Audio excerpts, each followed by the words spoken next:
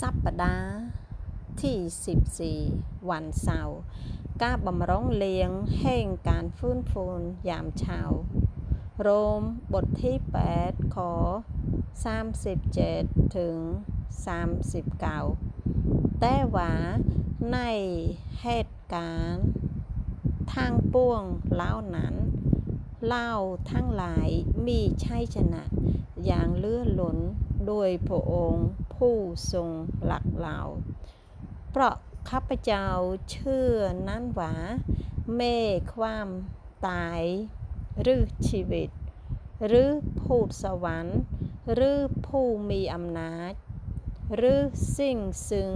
มีอยู่เดียวมีหรือสิ่งซึ่งจะเป็นมาภายหน้าหรือผู้มีฤทธิ์เดชหรือ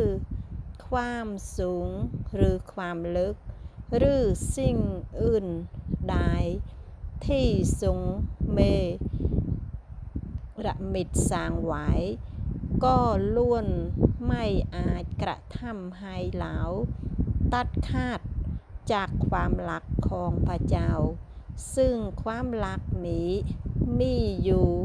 ในองค์พระเยซูเจ้าของเราโรมบทที่8ข้อ37ถึง39แต่ว่าในเหตุการณ์ทางปวงเหล่านั้น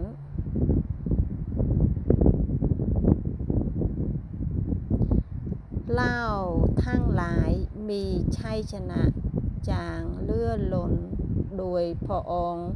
ผู้ทรงหลักเรา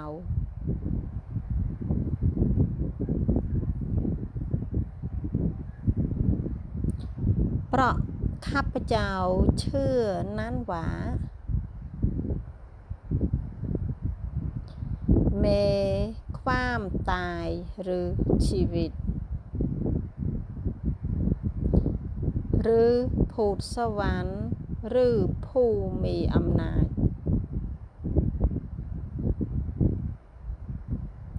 หรือสิ่งซึ่งมีอยู่เดียวมี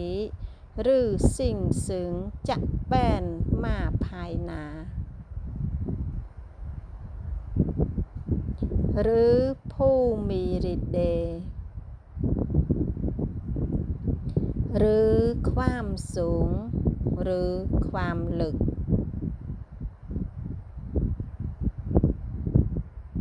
หรือสิ่งอื่นใดที่ทรงเมรมิตสร้างไว้ก็ล้วนไม่อาจกระทำให้เราตัดขาดจากความรักของพระเจ้า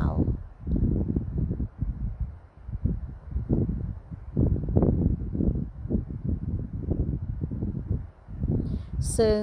ความรักนี้มีอยู่ในองค์